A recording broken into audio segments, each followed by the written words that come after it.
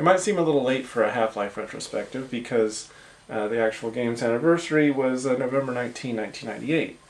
And, so it's obviously June by now. But in November of 1998, I was 14. And it was the last year of middle school, and I hated it. But unbeknownst to me, because I was, I wouldn't say sheltered, but we didn't exactly have a ton of money, and we weren't exactly in any of the scenes, and we moved a lot, and I didn't really have any friends for a variety of reasons. But anyway, so November 98, Half-Life came out, $50. So, yeah. But yeah, when I was 14, we had an old Packard Bell. It was a Pentium. It's like a 120 or something. It was a legend. I've actually got one. I found it in the trash. Actually, I found both the tower, which I originally had, and the ugly little desktop. So I got both of them. Not here, of course, but they wouldn't play Half-Life anyway, because it had the onboard Cirrus Logic graphics, which was like maybe a meg of video memory on there, with no acceleration. I mean, it played Descent 2 well enough. It played SimCity 2000, which was a perennial favorite until I rage quit one too many times, and then the discs wouldn't read anymore. We had the floppy version, of course. And yeah, so lost that. Good job, me. I Have No Mouth and I Must Scream. Tried that out. Didn't get very far. Need for Speed 2, yeah. Road raged the hell out of that when I was 12 or whatever. So, but we never really did any FPSs. That wasn't really a thing that we got into. Again, we didn't really have a lot of money for stuff like that, and I wasn't really into it. I wasn't really into much when I was that age, I don't think.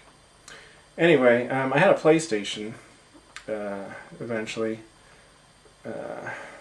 but I really never had any first-person shooters. I mean, we kind of had third-person shooters like Dino Crisis and Blasto, but mostly I played Twisted Metal or Need for Speed 3, a lot of driving games and such.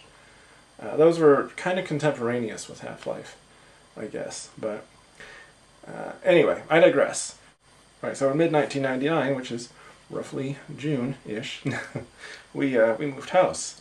So my stepdad moved up first to get the house and such squared away, and when he went up there, his computer quit working, so he got himself another one, so that he had something to do while he waited for the rest of us to get up there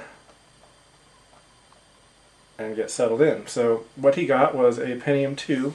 It was somewhere in the 300 to 400 megahertz range, roughly. Had 128 megs of RAM, an NVIDIA Riva TNT2 with 16 megs. It was the Diamond Viper V550, I'm pretty sure, because I had to download the driver pack for that thing a couple times eventually. But I don't remember the sound card. I do know that it had the Creative DVD driver pack with the separate MPEG board. So it was probably a Sound Blaster of some variety, but yeah. But yeah. Anyway, so he also got a new game. Guess what it was? It was Half-Life. So yeah, by the time we got up there and I was introduced to the game, I was blown away, like completely. The game was just completely nothing I'd ever seen before. Right? It had the features were just unprecedented. The graphics were incredible. This game was story driven, which I did eventually have, make some acquaintances and things, and played some of the games like Duke Nukem or Doom and Quake and Wolfenstein, but I mean they're not the same. They're in a completely different league as far as gameplay goes. I mean, first off, the player, your character is mostly anonymous, right? I mean, Duke Nukem, I guess, kind of has a personality, and if you get really into Doom or Quake, you can, it's like your backstory of, the guy who you're running around killing demons on Mars or whatever, or, Wolfenstein or something, but it's not actually in the game. You play the game, you have absolutely no idea who your character is, right? You're just blasting zombies and Nazis and demons and whatnot. So I'm not saying it's not fun to, shoot pig cops and put in the cheat so you can click the space bar and see pixelated nudity in Duke Nukem. So yeah, but it was just not the same, not at all. So I mean, I did play. So I played Half-Life several times. First, I watched my stepdad play it more or less because it was new to both of us, and yeah. So, but then I played it myself because it was a challenging game, and I played with a friend, just kind of watching over. We kind of took turns so that we didn't like rage quit. But yeah, eventually we did do deathmatch. Deathmatch is fun, which was again kind of a. I mean, Quake had the PvP sort of thing going on, which was more or less what Half-Life was. It was just kind of in the universe. But yeah, so yeah, a lot of good times. I don't think we ever did a LAN party. No, I don't think it was really suited to LAN parties. It might have been, but we never. I don't think we ever did Half-Life. We did like Quake and stuff. That was always LAN party fare. But yeah, I never played it on console. So it came out in 2001 on the PS2, and they were supposed to put it on the Dreamcast eventually. I did download that, and so that it kind of works. It's just I never really cared for the console because mouse and keyboard is the way to go with that game. But yeah, so with that and the Dreamcast port, unreleased for whatever reason, they were also supposed to have a version for Macs, right? Supposedly Sierra canceled that prior to its release because they didn't want to do tech support for 2 operating systems, even though that supposedly they had a gold disc ready to go out the door. They just shelved it. Supposedly it still exists. I mean, I'd love to play it. So on the off chance someone from Valve or Sierra or whoever's got the rights to that, on the off chance they see that, I mean, I'd happily, if you provided an ISO or even a physical disc, like a special edition disc, like $50, I'd buy it. You know what? So that I can play it on, stuff like this. This would definitely play it. I don't think the TAM back there would. This would, though. So it's definitely pretty well suited for 1998 vintage stuff. But yeah, I mean, obviously I don't expect support. I just want to play the game on vintage hardware. That's all I want. So anyway, things happen. I got old. So obviously. But I found this set. Ooh.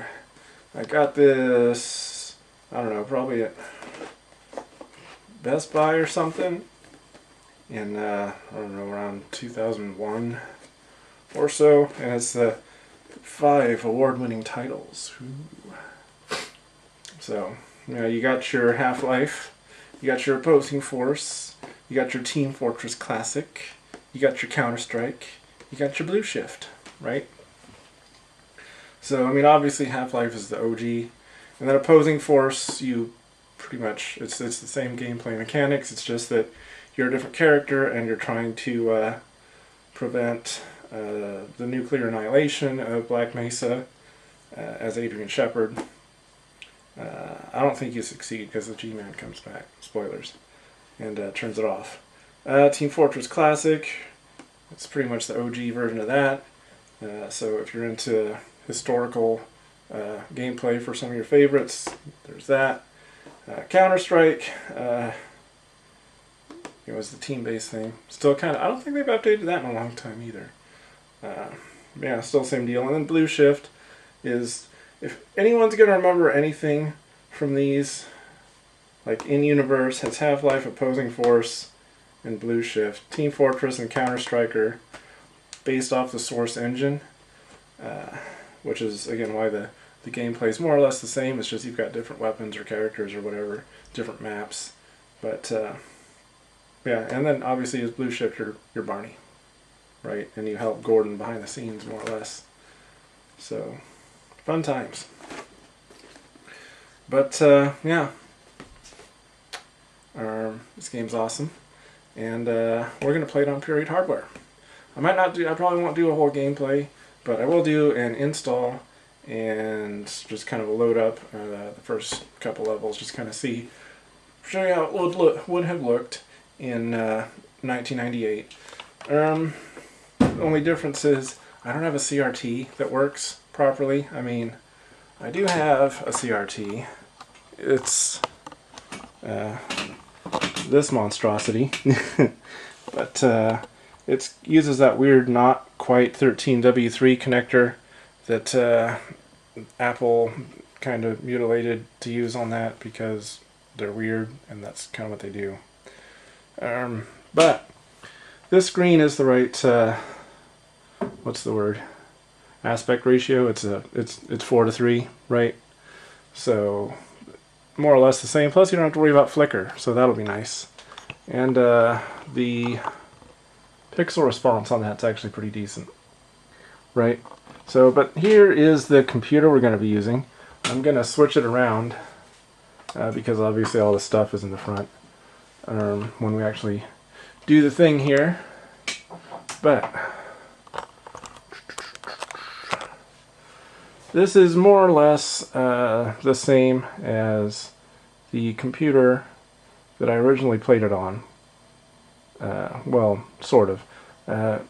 Clearly, this is a double slot 2 board, but there's only one populated. I took the second processor out. It's just hanging out over here. So these are, what are these? Tree fitties. So I believe it has 128 megs of RAM. It might have 196. I don't remember offhand. We'll boot it up and find out. Video card is an NVIDIA Riva TNT2. It's the Viper V770. So it has 32 megs instead of 16 megs of video memory. Probably not going to make a huge difference. The PS2 card, or the USB 2 card, is kind of moot. It's not really going to be used. 100 meg network card. Again, kind of moot. We're not really going to be using it, but it's period. And then for audio, we're using an Onkyo Avio. So I did another video where I kind of put this thing together. And thanks to the Internet Archive, I was able to find the drivers for this card because they're basically unobtainium otherwise. Onkyo's website used to have them, but they don't anymore, and so the only way I was able to get one of them was through the Wayback Machine, so thanks to them for that. But yeah, the hard drive is a Quantum. I think it's either somewhere between 6 and 10 gigs. It's got Windows 98 on it. There's a floppy drive. There are 2 CD drives, but one of them's dead, so I'm leaving it in just for funsies because, you know, back in the day, having more than one optical drive was pretty common. You know, my stepdad's computer had both the DVD drive and a CD drive in it. But also common was having a DVD drive and a CD burner, which I think is how this one's configured, but the CD burner is kind of dead. So it's just the DVD drive anymore. So, but again, I just left it in there for aesthetics. So, yeah, let me get this thing switched around and we'll power it up. And we'll get some Gordon Freeman loaded up on the screen there. Alright, so here we are loaded to the desktop. So you can see we've got the Dangerous Creatures pack installed. This is a more or less clean install of Windows 98 Plus. I would have showed you the boot from post, but this thing takes like, I don't know, 90 seconds to boot because it's got a bunch of stuff that it waits on, like the network card and stuff. Windows 98 things, you know. But yeah, behold the desktop. So all the drivers should be installed. We got our Diamond control panel over there with our stuff. So here you got the double drives here. So this one's dead, like I said, but it's a pretty generic looking machine over here.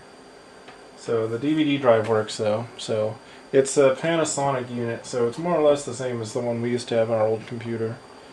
Alright, so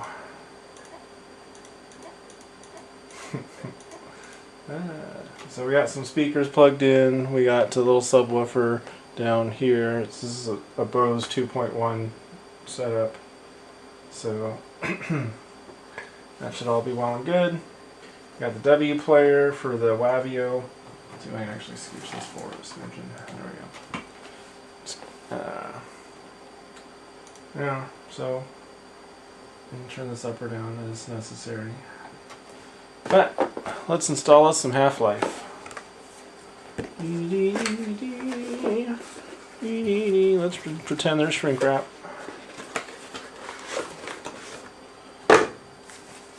Ooh.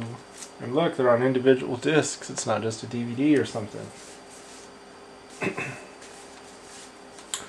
So when you got your manual. Oh yeah, we almost forgot the system requirements. Make sure we can play the game, don't you know? So we need at least a Pentium 2 33. So this should meet the bill there. For the Half-Life HD pack, it wants a Pentium 3, so we're not going to be able to do that. Sad face. 32 megs of RAM. Yeah, this has. Okay, hold on. It's Windows 98. I don't remember. I don't remember anything. I don't remember how anything works. How do you do the thing?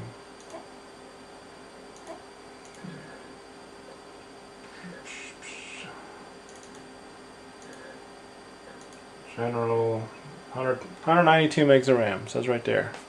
So we're good on that front. 400 meg hard drive. Yeah, this is a 6.4 gig. So that should be fine. 2x CD-ROM drive. This is a multi-speed DVD, so it should be fine. High color video card. Yeah, we got that. SVGA. Yeah, we got that. So hey, we can play the base game. Woo! All right, hold on. Let's see. We got instructions. Is there anything in here? No, it's just a repeat of the system requirements. Windows 95, 98, Millennium, 2000, NT, or XP. So, when I was in the last year or so of high school, I would do babysitting on weekends and stuff for one of my mom's coworkers, because she had a couple of little kids. They were like, I don't know, 8 and 12 or something like that. 8 and 10, 10 and 12, something around there. But yeah, I would play this game, but I would use a newer computer that was running Windows XP. Yeah, that XP, and it was actually a double Pentium 3, so I could run the HD pack and whatnot. So yeah, pretty sweet. So I guess you guys can take on that POV if you want. Like, you can pretend you're one of two ADHD little boys on the weekend watching some awkward high school kid play a video game. So, fun times. And one of the things I like about these is that, you know, even though you don't really need to get into the lore super deep, because you get into it as you play the game, you get some lore in the manual right there. How about that? So, got your controls. I don't think this thing has any tips and tricks as far as installation goes. So, alright, hold on. What do we got? CD2, CD4, CD3, CD1, CD2. I guess this one, the blue shift's not branded, so I guess that's number 5. There's a key on the back. Don't let nobody get your key. Won't be able to play online or whatever. I don't know. I don't know what the deal is. So, close that. Close that.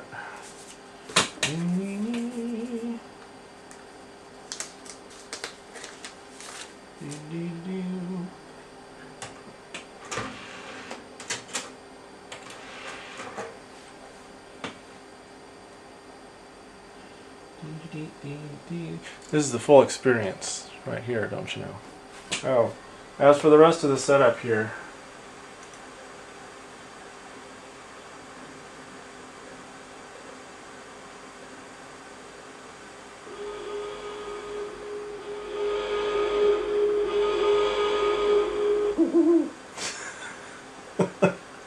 The dangerous creatures is gonna really mess with me here. Anyway, as for the rest of the setup for the system, this is a generic PS2 keyboard, which is more or less what we had back in the day. But the mouse is a trackball, right? So clearly, back in 1998, 99, 2000, whatever-ish, wireless trackballs were not a thing. We had it's the same style, it was a Logitech Trackman or whatever it was, but it had the red ball and it was beige and it had a cord and stuff. So I've got one of those in storage somewhere, but obviously not here. This is as close as it's going to get. So I always preferred trackballs. It's less moving around, so you don't need as much desk space. So yeah, fun times. Yeah, the Trackman didn't have the little back buttons neither, so. But yeah, trackballs for the win.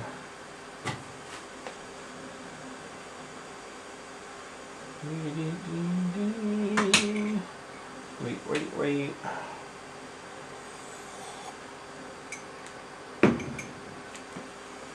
Don't look at my CD key.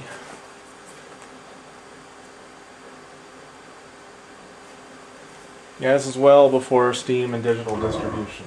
Whoa. Making sounds.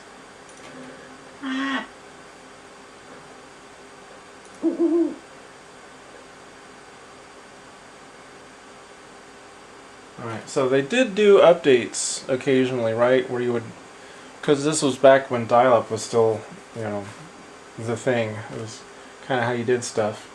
So you'd have to tell your mom or your sister to get off the phone or whatever, so you could, you know, spend 4 hours downloading a 500 kilobyte file to do an update. But even if Sierra servers were still around, they probably don't have any updates on them. So we're going to click no. We're not going to register. No, go away. Please ensure we're probably fine. Not launched just yet. Anyway, on the topic of updates, yeah. So unless you manually did the thing, or you were big on forums and stuff, right? So you would check and you would know that you know there were you know, hey, this is an update that fixes stuff. You probably wouldn't know about it, right? Because it's not like forced upon you, like modern digital distribution is, right? So one of the things that you know, I would like to do after a few years is I would get one of the updates. I'll see if I need to run it or not. I think the update might have fixed one of my biggest peeves with Half-Life, and we'll get to that. But it might not have. That might not have been fixed until they went to what was the other one? The new engine for Half-Life 2, where they re-released it. I think that was the Source engine, and then they retro-nimmed the old one to Gold Source or something. I don't remember. Either way, I don't think they may not have fixed that mechanic until they went to the next one. So anyway, there's Half-Life installed.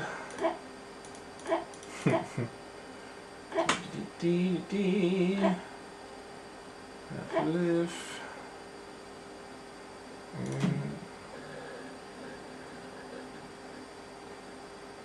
Ah, that wants my CD key.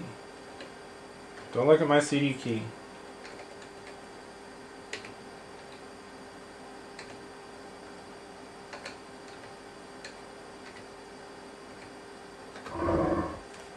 Do I have to type the hyphens in too? That's annoying.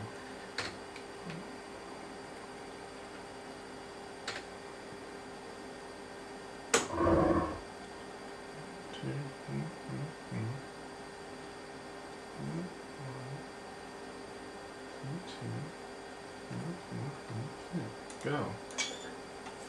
Okay, maybe I didn't need the hyphens. I don't know. We're in though. Don't steal my CD key.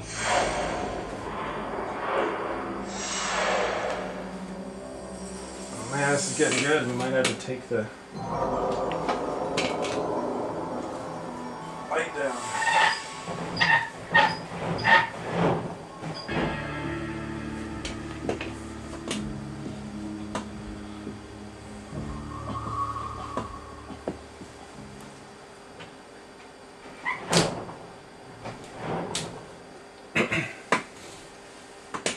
Alright, so here we are at the home screen for the video game.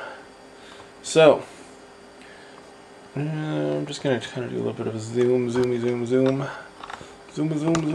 little bit on here. Where's the button? There we go. So,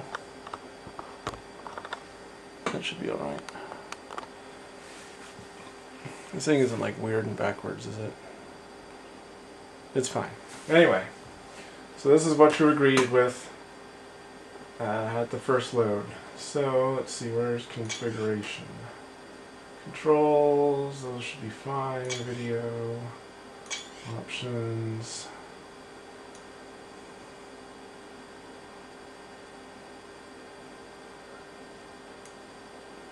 Fine, I think. We're gonna go. Let's try OpenGL first. Did I break it?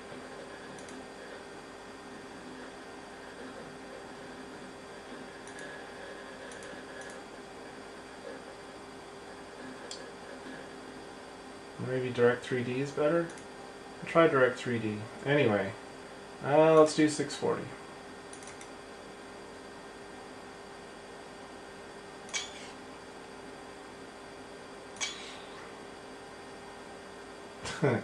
Content control, oh no. We're not checking that box, boy. We're getting all of it. You can see there's another update box, so if you dial up, you can get your updates. Let's see if this thing works. Let's try the hazard course. With a flying squid. Octopus. What is that thing? It's some kind of, it's a man of war, I think that's what it is. To be sure.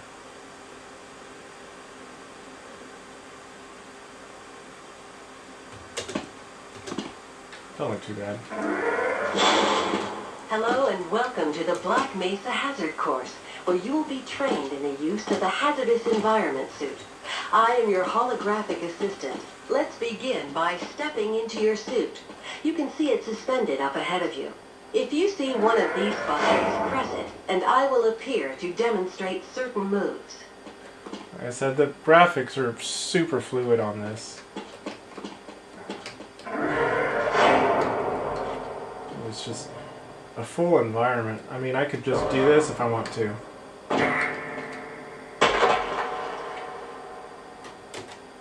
A lot of other games at the time would have prevented you from doing that, like a friggin' idiot. So, I just gotta reload into it.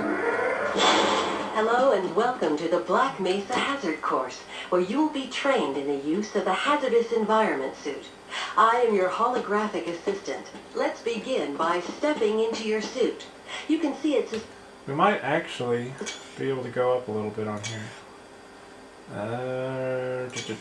Video modes, Direct3D. Let's try 800. Default.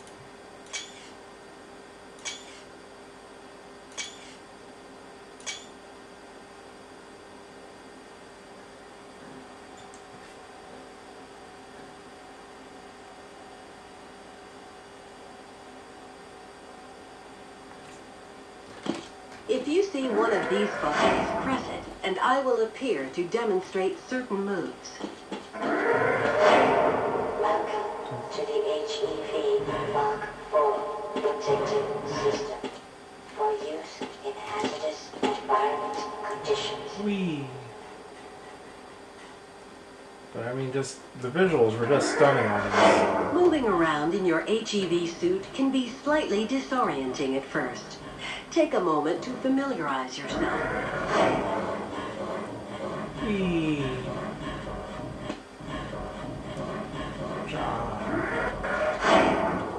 The first move we will practice in the hazard course. Good work. Those new suits can be tricky. Please proceed to the next area. You will now duck under the next set of obstacles. Please note that crouching will... Very good. I hardly noticed you. On to the next area. Now we will combine these. Good work. You look prepared for the next stage. And the controls aren't overwhelming either, right? I mean, it's basically you got your mouse and you got WASD control space. I mean, it's not like a lot of these modern games where you have to have like the entire keyboard or 40 buttons on your controller to get anything done. To get into these fights, you will have to signal your suit to make a double jump.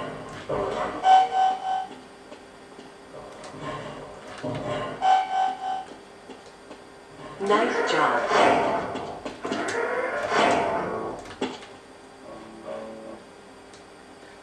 But you do have loading screens. Come on now. Walk directly into the ladder, look up, and continue moving forward. If you want to come back down, just move backward. What happened to your sound, lady? Oh, sound's broken in here. Well, one of the things I hate about this game is the ladders. Watch this. You go up, and you just come right off of the thing. The next 3 jumps get harder each time. Keep trying. Alright, anyway. New game. Let's go easy just because. Hopefully the sound isn't crackly anymore. Good morning, and welcome to the Black Mesa Transit System. This automated train is provided for the security and convenience of the Black Mesa Research Facility personnel. The time is 8:47 a.m. Current topside temperature is 93 degrees, with an estimated high of 105. The Black Mesa compound is maintained at a pleasant 68 degrees at all times.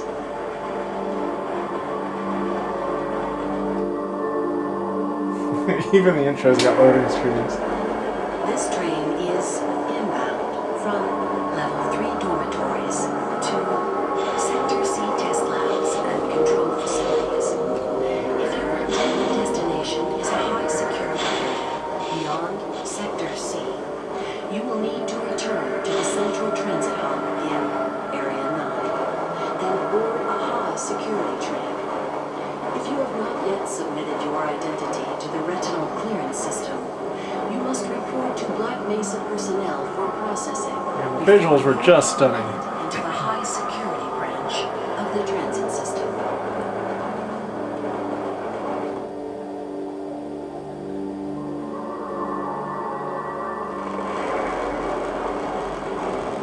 Due to the high toxicity of materials routinely handled on the Black Mesa compound, no smoking, eating, or drinking are permitted within the Black Mesa transit system. Please keep your legs inside the train at all times. Do not attempt to open the doors until the train has come to a complete halt at the station platform. In the event of an emergency, passengers are to remain seated and await further instruction. If it is necessary to exit the train, disabled personnel should be evacuated first. Please stay away from electrified rings and proceed to an emergency station until assistance arrives. Yeah, I think the crackly sound is in the driver.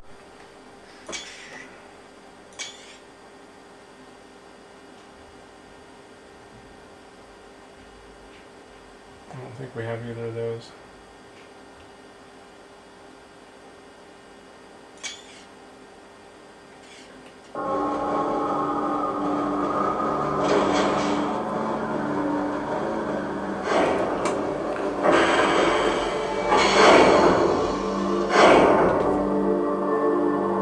One of the things I like about this game is that there are no captive scenes, right? Well, there's one or two with the G-Man where you can't move, but there's nothing where you have to just sit and stare while people talk. You can just run away from them if you want to.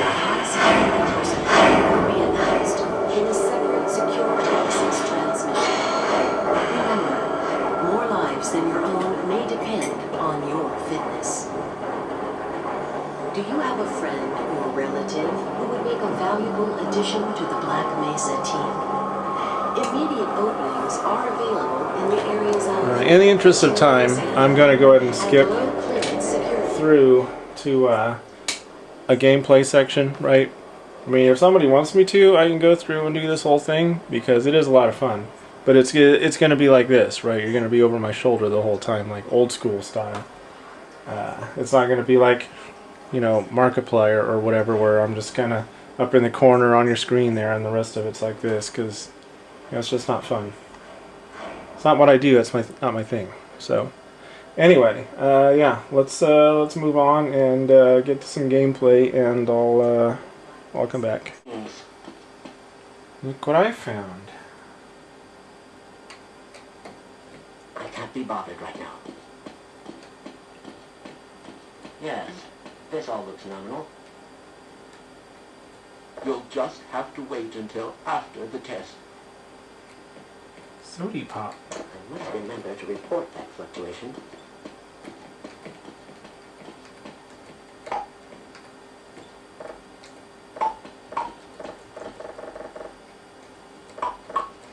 My God, what are you doing?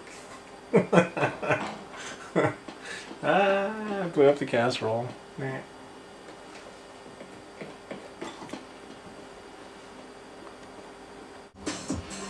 Also, the soundtrack is pretty good. You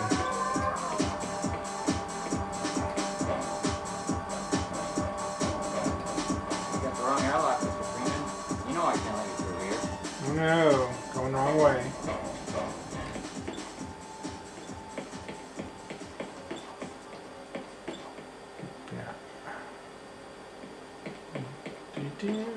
This is all.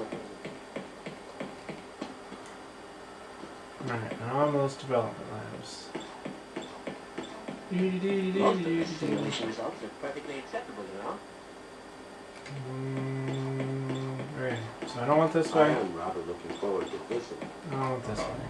No, don't want that way.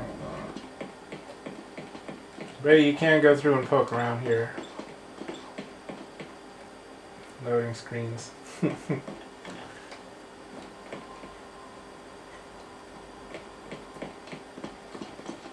already blew up the casserole. Where am I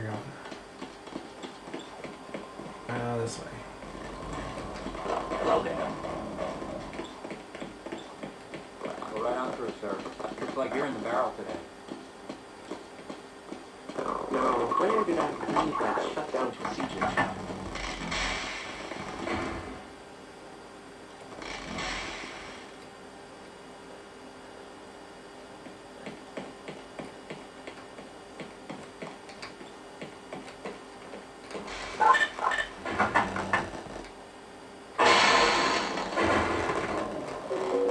Inspection TV to radioactive.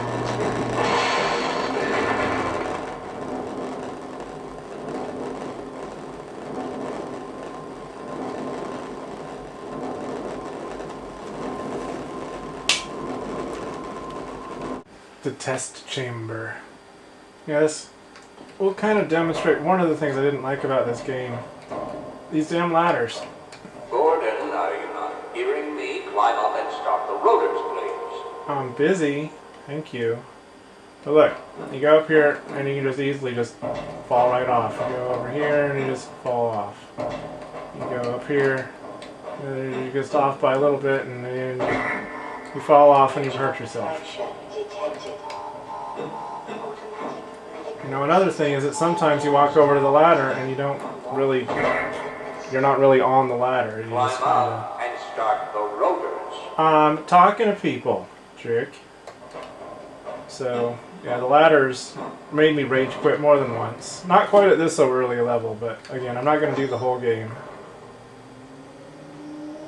But yeah, the visuals are fantastic.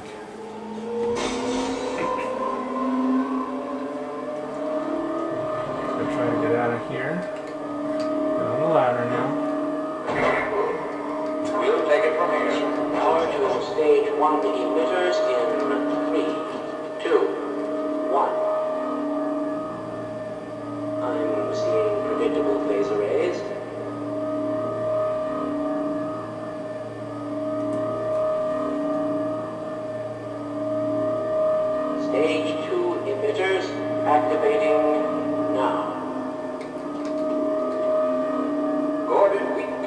predict how long the system can operate at this level, nor how long the reading will take. Please, work as quickly as you can.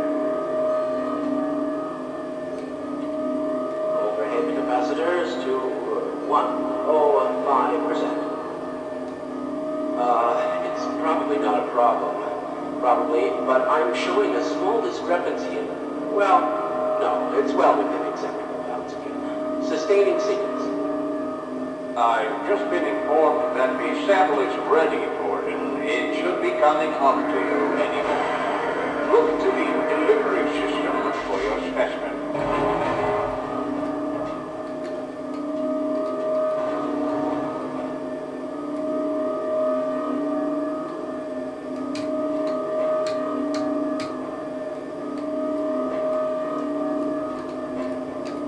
Standard insertion for a non-standard specimen. Go ahead, Gordon. Slot the carrier into the analysis port. Gordon, get away from the... Shut it down. Captain, shut down. It's not shutting down. It's not...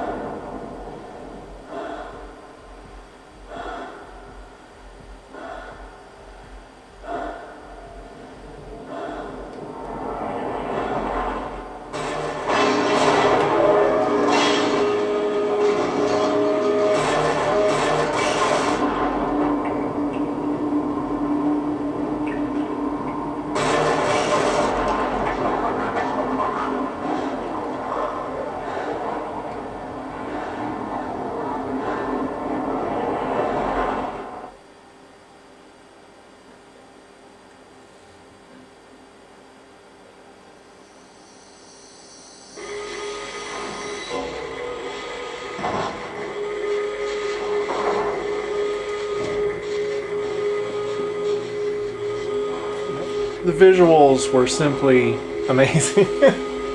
I mean, just incomparable to anything else that had come before.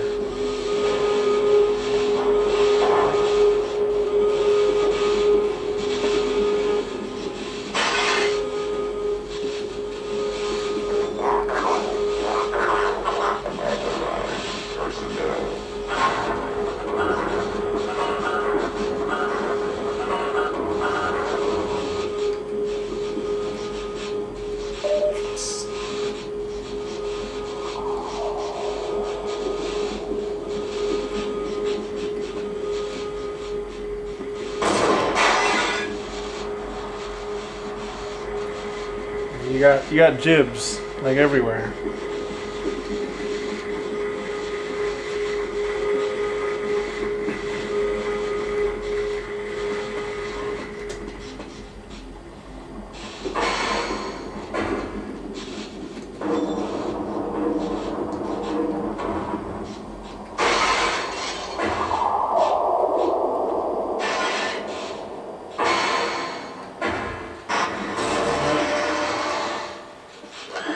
Behold the head crabs.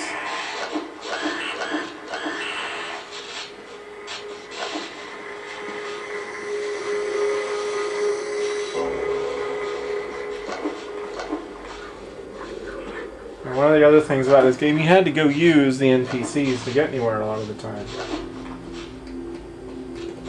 Why didn't they listen? We tried to warn them. I never thought I'd see a resonance cascade, let alone create one. Gordon, you're alive. Thank God for that hazard suit. I'm afraid to move it and all our phones are out. Please, get to the surface as soon as you can and let someone know we're stranded down here. You'll need me to activate the retinal scanners. I'm sure the rest of the science team will gladly help you.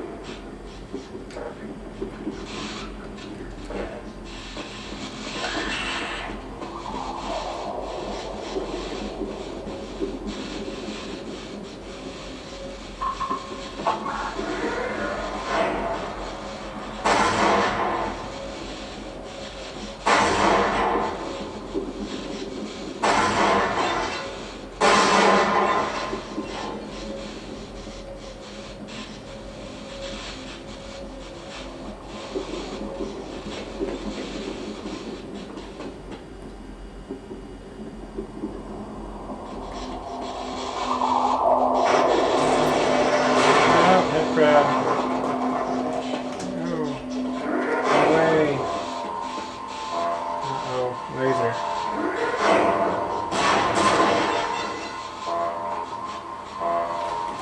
Alright, I'm gonna skip ahead a little bit. Or I'm not. One of the joys of playing on old hardware, as it was back in the day, is sometimes this would happen. And then occasionally you'd whack the tripod. That's fun too. Hold on. But yeah, so there's no recovery from this.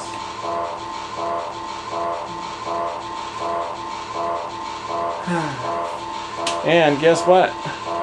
If there was no save point, you had to go through all that again. So let's try to get back to something here, huh? Alright, we're back in. So let's see, load game. Alright, so there is an autosave. One of the things about this game that also kind of caused us to rage quit a couple of times between me and my stepdad, friends when we were playing it together, is that there are some autosaves occasionally, but they're not, like, they're few and far between, right? So, yeah. I think F5 is autosave. So generally, if you're playing this game and you run into a hard section, as soon as you get through it, you mash F5 for autosave. Or if you're playing a game and you don't really know how hard it is in this area, you would back out to the main menu and then you would do a manual save, because if you do an autosave, it overwrites. Or a quick save, rather, it overwrites.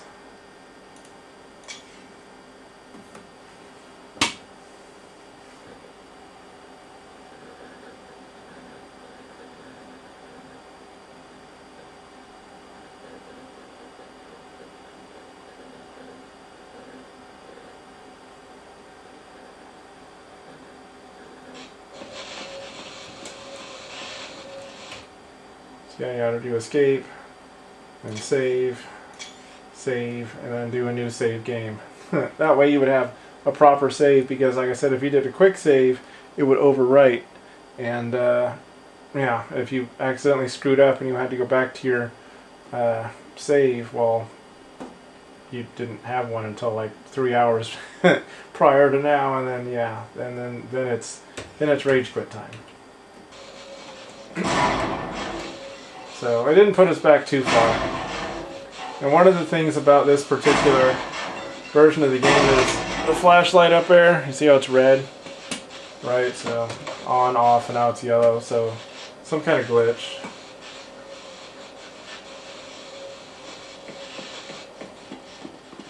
Let's see if it locks up again in the future here.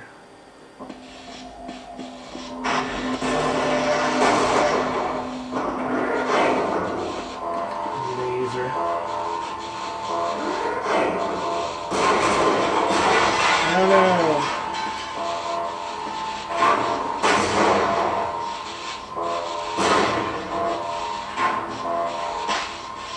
Oh, he got fibbed.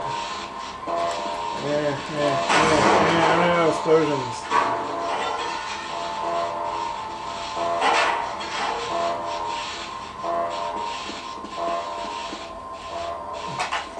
Oh, hey, look what I got.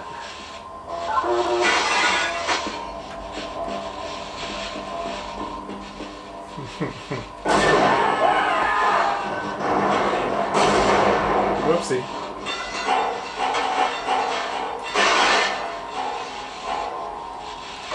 Well, if it's not my foe, the ladder. So yeah, I try to go over here, and then that happens. Ah, man.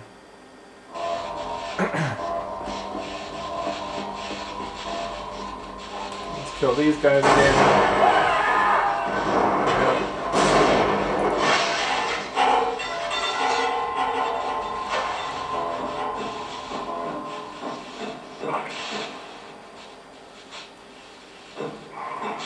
Yeah, it's just so easy to just die on these stupid ladders.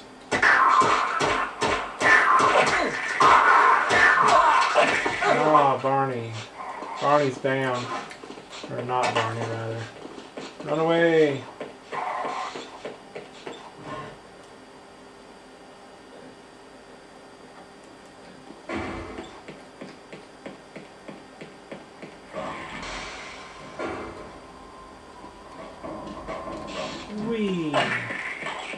Yeah, you don't have to shoot all of them if you don't want to.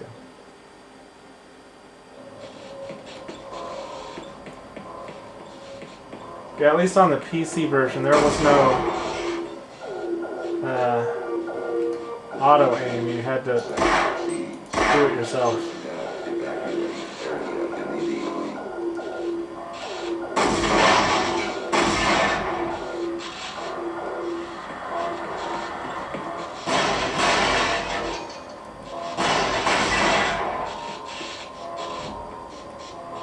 Oh boy, you about to get head crabbed.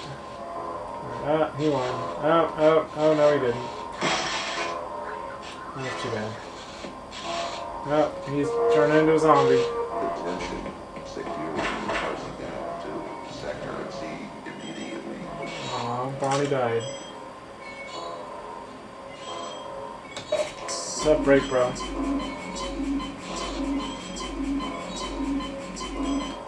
Yeah, I'm pretty sure the Red Cross would get all butt hurt these days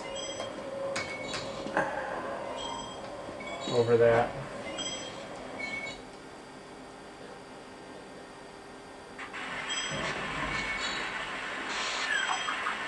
Oh, it's the Hound Eyes.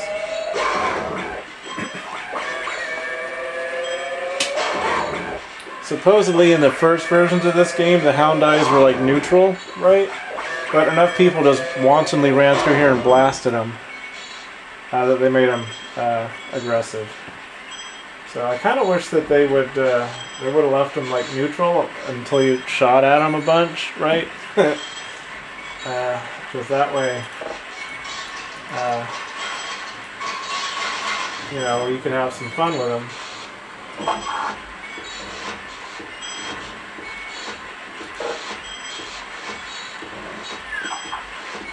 Rather than just have to shoot them like that.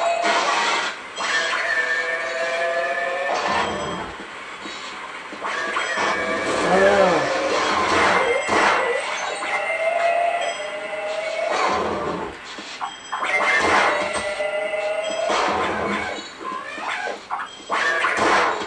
Nope.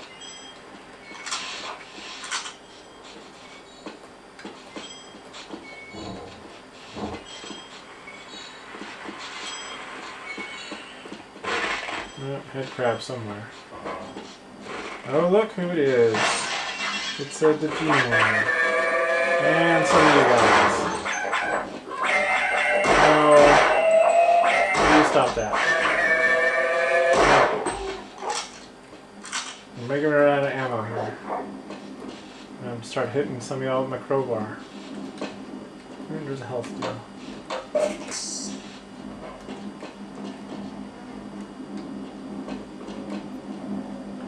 Anyway. Yeah, I don't really think I need to go too much further with this. Like I said, unless somebody wants me to play the whole game through, which I don't think that anyone does. But yeah. Anyway, I'm going to turn this off and do some final thoughts sort of thing. So, make sure to save the game.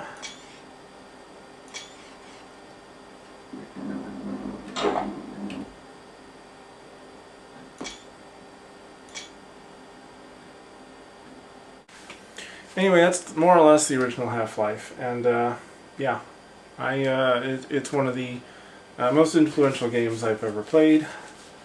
It was just groundbreaking in a lot of ways, and I love it.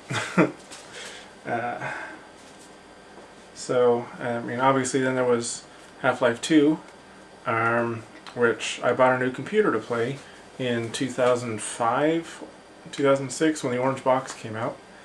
And obviously that had Portal as well, which was also awesome. And then Portal 2 and Half-Life 2 Episode 1, I think. Might have been Episode 2, I don't remember. Around 2009, 2010, bought a new computer to play that. Yeah, so generally I only buy new computers when a new Half-Life game comes out. And I don't think I only recently bought a new computer because I wanted to play something else. Not Half-Life Alyx, although if I had, you know, $1,500 for a VR set, I might buy it and play it, but probably not. You need like an entire room for a VR setup. I don't care to set that up because I'd play like 2 games on it and then probably puke or trip over something, and then I'd never want to play it again. So, yeah. Yeah, so I wanted to play like Pal World and a few other things. So I broke down and bought another computer because I just didn't have anything that was newer than about 2012 because there hadn't been another Half-Life game or anything from Valve put out in that time. Yeah, I mean, I can do a full playthrough of, well, at least the 3 actual games. But again, it's going to be over the shoulder because it's kind of my thing as far as you know, presentation goes, right? Because I mean, my whole thing is that you're kind of in the room with me, right? Like, you don't go to your friend's house and sit in a separate room with your headphones on and watch them play video games on the TV, right? You know, you sit on the couch and you watch them play the video game, or you join in with the video game or something, right? So yeah, but yeah, I don't think anyone wants to watch me play this through, which is fine. So I'm probably going to restore this thing back to its Windows NT dual processor setup with a different sound card, because I don't think that Onkyo Avio works or has drivers for NT, which is fine. I can always just grab a Sound Blaster or something and pop it in there. Not a big deal. Yeah, anyway, so that's Half-Life. Best game ever. 10 out of 10. Please, can I have the Mac version, please, so I can play it on this, please? Please, I need it. Yeah, I want to play a video game on this one. There's so few games to play on those. Half-Life would have been awesome. I mean, not that I had a Mac at the time. I was kind of anti-Apple back in the day, but now I'm not. And I want it. Please. Please, can I have it? Please. I've been a good boy for first quarter of this year and most of this one now. Mostly. Like at least 60%. So, please. Yeah, it's probably never going to happen. Anyway, so that's about it, I guess, until I get that game. Or enough people, you know, comment or something. Or maybe I'll put like a comment down there that says, like, if you want me to play the game. And then if I get like 100 likes, I'll do a playthrough or something, I don't know. It's going to be a long playthrough though, because I play this game like I play like as if I was actually there. You know, so I don't just like run up like Leroy Jenkins and start smashing things with a crowbar. You know, I play like, you know, if I die, I'm going to be dead. That's kind of my play style. Most of the time, I mean, sometimes if it's like Gary's mod. But this isn't Gary's mod. Gary's mod doesn't even run on this thing. So, anyway, I'm rambling. Bye-bye.